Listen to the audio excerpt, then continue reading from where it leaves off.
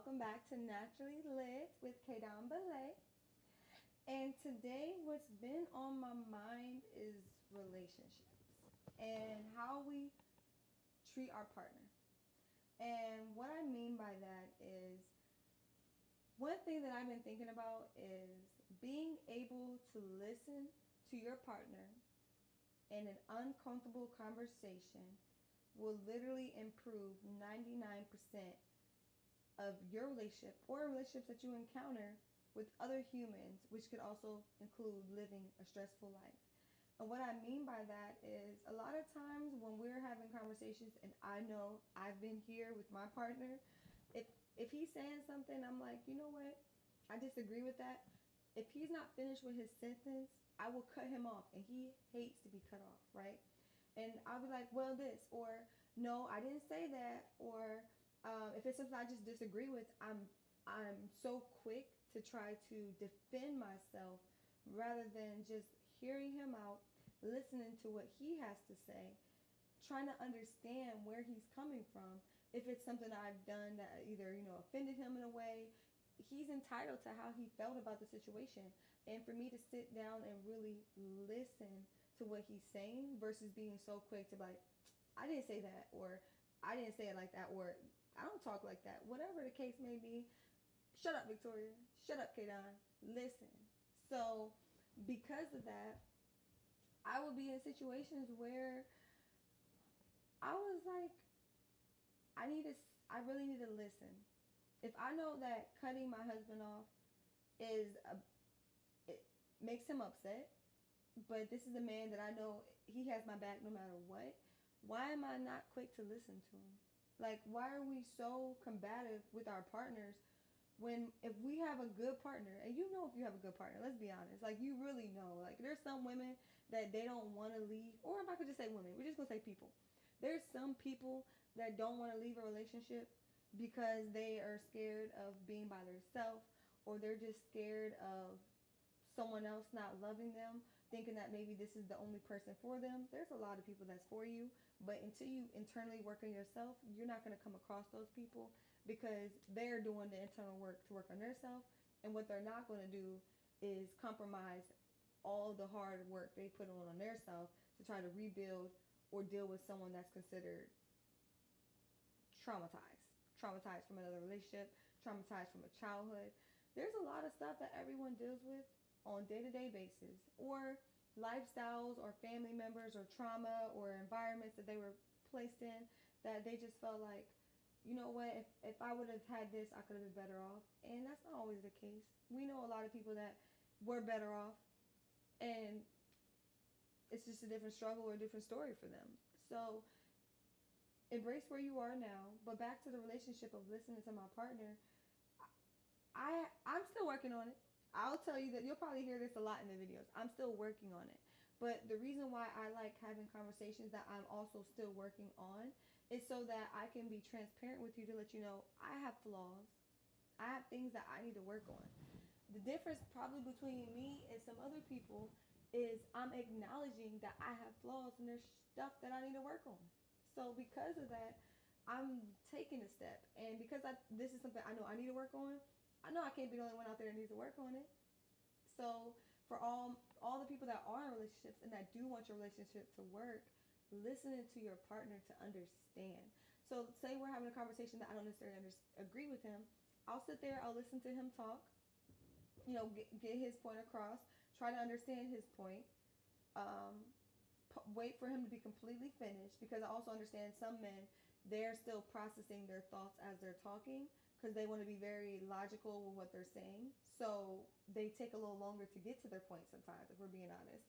And with that, I have to learn that he's still processing his thoughts as he's communicating to me. So he's not done yet. He's not done. Don't cut him off. He's not done. And I had to learn that. And with me doing that, I've been working on listening to him.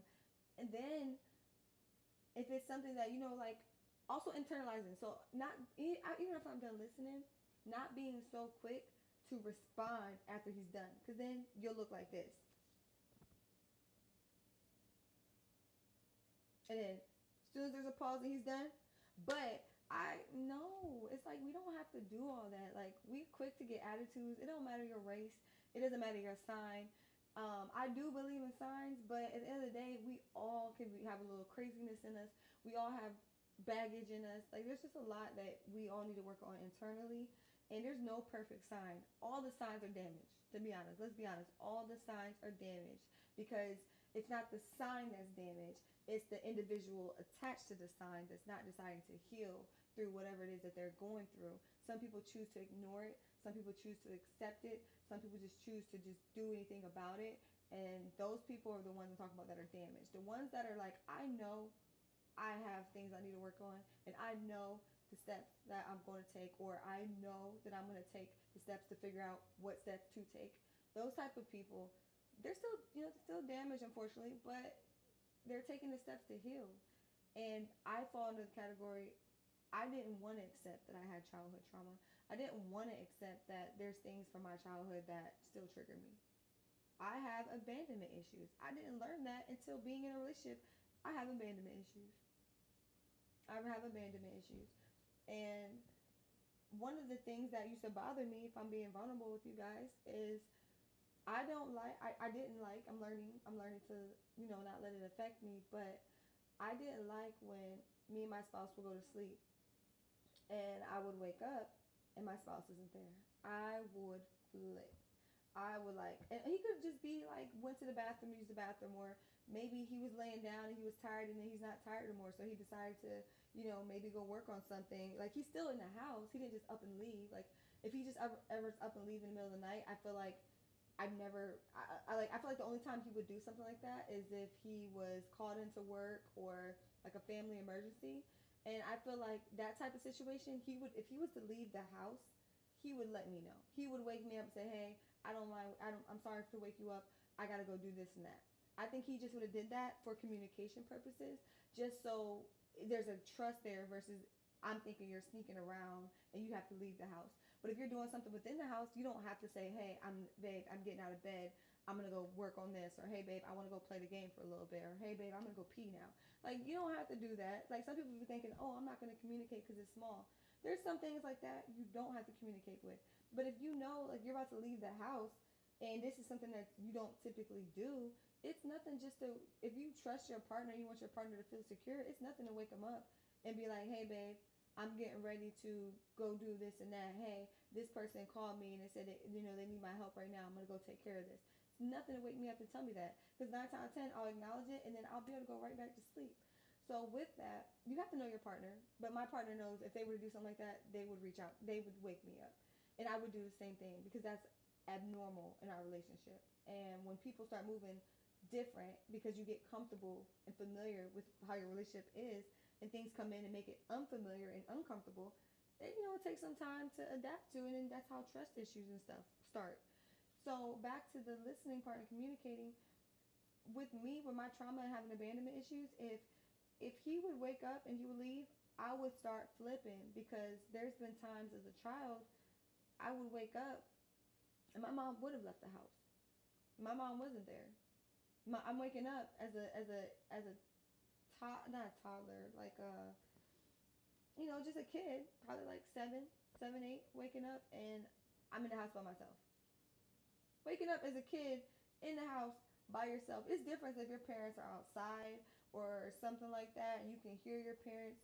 But for you to wake up as a kid, look around the house, look every room possible in the house, even peek your head outside because you're too scared to open the door to go outside because you're like, hey, I probably shouldn't do that. It's dark out there, like a little scared of the dark age. So it's like, and to not hear your mom or know anything, and based off of my mom, knowing my mom, I know she just wasn't like outside chilling. So because of that, I would anytime I wake up, I would and some the person's not there that was there when I went to sleep, it bothered me, and I had to learn to not. I had to learn to heal from that trauma, or I'm not the only child, and I have siblings, and then my siblings wake up, but my mom's not there, and I gotta be the one to put them back to sleep. Like I'm a 7-year-old putting my 3-year-old, 4-year-old brother or sister back to sleep. Like, no, it's okay. Or changing their diaper and rocking them, or making a bottle for them because their mom's not there to do all that stuff. And I'm still scared, and me doing that, and also still being scared. That's stuff that you have to really talk to yourself about, or find someone that you trust to talk to. And a lot of times that's why therapists are important, because you don't always want to pour everything onto your partner, because just like you're dealing with whatever you got going on, your partner is dealing with whatever they got going on. And a lot of times your partners, that they really love you, they internalize what you got going on, because they don't want to see you going through that. They don't want to see you in pain, no matter if it's physically, emotionally, spiritually. They don't want to see that. If they really love you, they don't want to see that. So because of that, it is good to be able to have communication with your partner, and being able to talk to them if you don't have nobody to talk to. But if you do have the resources, or you do have the finances, you should go to therapy. But if you don't have the finances and you don't have the resources, then yes, find someone that you can confide in, that you trust. Now, if it's something about your relationship, unless it's a therapist, don't talk to nobody else about your relationship. Mom, brother, sister, best friend, whoever. Don't talk about your relationship, because they're just going to give you opinions, and at the end of the day, it's not going to help. Because if it's something that you're bothering you, and it's something that your partner is not aware of, and your partner has to actively make active changes to resolve for you to feel the way you're feeling, and to come to a solution, then you have to talk to them. Because if you don't, you're going to continue talking to somebody else, and then now they know outside information that they shouldn't even know. So one thing I had to learn is listen to my partner, and understand that I do have trauma, and understand that I do have to take the steps to get help. And it all goes into being accountable. For us to be better as a society, we have to first work on ourselves. And working on ourselves is extremely hard, because you can do it whenever you want. You don't have a deadline of when you have to be done working on yourself, nor will you ever really be done working on yourself, because anything you experience, if it's a new job, a new partner, new friendships, lifestyle, life situations, you're always going to experience something that you never experienced before. It's going to be a first time for something. And when it's the first time for something, that's the hardest, because it's the first time. So with that, I want you guys to do what you always do, and go be great, because that's all we can do is go be great, continue to work on ourselves, continue to be naturally lit, meaning that you don't have to rely on people, you don't have to rely on places, you don't have to rely on things, you don't have to rely on um, drugs, alcohol. Like, don't let it take control of you. And that's what I'm working on. I'm not letting drugs take control of me. Not letting alcohol. Like, I don't do drugs. That was just a joke. But I'm not letting. I'm not trying to be influenced by the bad stuff anymore. I'm trying to work on, like, okay, I really want something to eat right now. Craving sugar, but I know I need to cut back on sugar. Eating this much sugar, no matter if you do have diabetes or if you don't, or if you just overweight or you're not. Eating too much sugar for anyone is very unhealthy. Go get an apple. Put some cinnamon on the apple. Instead of eating a cookie, eat an apple with cinnamon. Just make small changes. So therefore, you don't have to be forced and put in a situation where a doctor or someone says, hey, it's spouse, if you don't change, I can't be with you. Don't put yourself in a situation, because then the next thing you do, you just lost the whole situation and the whole relationship that you threw away because you didn't change. Or the doctor's like, if you don't change your eating habits, you might not make it for 3 to 6 months. Don't put yourself in a situation where you have to be told that, because you're already going to be dealing with that mentally, and then now you're going to be like, oh, it's just so much work, and I got to do this and I got to do that. No, things take time, and we got to understand that everything's not fast. You can't just have everything like right when you want it. Things do take time. Relationships take time. Some people used to look at our marriage and be like, I like y'all marriage. I can't wait to be married. I want to have a marriage. We've been together going on 12 years. 12 years took time. It took time to get to the 12 years. It's going to take time to get a good relationship. Me and Ethan are always still working on ourselves. We're always still trying to grow.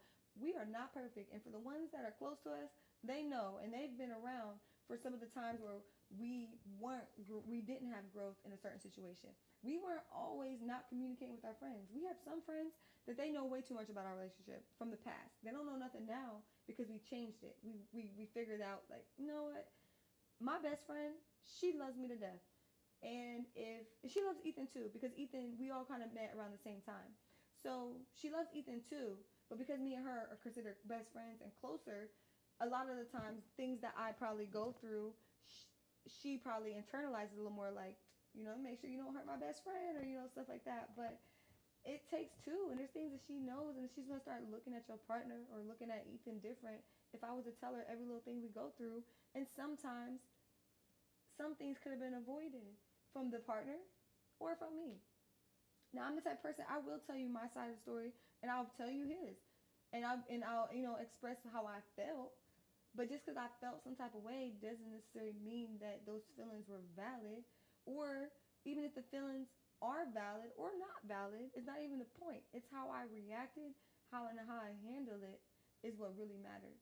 And essentially, that's what we got to work on, is how we handle and how we react.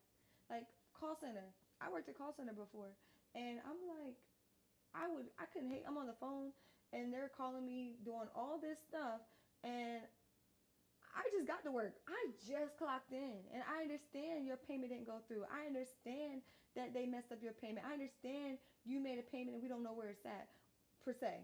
So because of that, you up here yelling at me. It makes me want to put the phone like this and be like, okay, I can do a lot to help you, but the way you coming at me right now, I don't want to help you. Who will want to help anything like that? Versus you saying, yeah, I made a payment and the payment it hasn't posted to my account yet. Okay, cool. I'll be happy to help you take care of that. Because a lot of times is, depending on a company, sometimes it takes a few times to process. Sometimes you can be wrong and enter the account number wrong. Those are the ones that used to really like, like you mad at me, you're yelling at me, messing up my day. I'm just trying to get a paycheck and go home. I'm just trying to enjoy myself. I'm just trying to help you. You call me. I work for the company. I'm trying to help you. How can I help you? But if you come at me and you're yelling at me and you're rude and you're not listening to what I'm saying, you know what I mean? There's so many people that just talk over you, and a lot of times and there's a lot of times where it is our fault, and we hold ourselves accountable as a company. We always apologize and we do something to make it right. Most companies, that's our goal: to apologize, listen, do something right. They call it active listening and training. You know what I mean? Like listen to understand, be empathetic, and then make it right for the customer. Our goal is to make it right. We're not out here trying to make it wrong for y'all. Like we just don't care that much to be like, you know what? I'm not gonna apply his payment to his bill today. I don't know about Johnny. We're not gonna apply his, like, bro. I don't even know you, Johnny. So it's like it doesn't make sense. And essentially, it could be situations where they enter the account number wrong, or they did something and have it, whatever the case may be. It's not a tit for tat situation. It's just how you approach the situation and what you want the outcome to be. If you want the outcome just to be to have your bill applied to where it needs to go, why do you gotta call being so nasty? You don't. You don't. We can get to the bottom of the outcome in a respectful way. But back to wrapping it up, because I'm gonna get ready to get off here. But one with me listening, with me actively listening to my partner, it has gotten me to a lot of places. Because one thing that I also learned isn't what it wasn't just my partner I was cutting off. In my job, I would find myself not being rude to the customer, but if the customer's talking and they're going on a tangent, and I'm like, and I already know the answer to what they want, but they're like going through this long story and back to when they were born and all kinds of crazy stuff. When all of, if you would just ask the question, I already know the answer. The phone call turned into an hour when I could have been done in 10 minutes if you would have just asked the questions you really wanted without giving me all this unnecessary context that I didn't need, and I was just able to help you. So with that, I would start to cut people off, and I was like, okay, I'm gonna get a little tired, or hey, I know how to help you. Let me just go ahead and help you. I don't need to hear the rest of the stuff. But you can't say that to the customer. So I would just be quick to be like, okay, blah blah blah, and then they were like, you're not listening to me. And it's not that I'm not listening. It's just I understood what you said 30 minutes ago, and I'm just trying to get to the bottom of it. But a lot of people enjoy the negativity and the drama, so they just want to, just gonna do all this. And it's easy to understand that when you're not in a situation. But going back to the uncomfortable conversation that we started with, when you're in the conversation, we still do the same thing. I still did the same thing. So with that, I learned that me cutting my partner off, I was cutting friends off, I was cutting people off I just met, I was cutting people off, maybe restaurants, waiters, servicers, whoever, just going out in my day-to-day life, cutting people off because it was something I had to work on. So if I'm going to work on it, let me give my spouse the respect they deserve first. Work on it there, because it's only going to make me a better person when I go outside. So with that, until next time, go be great.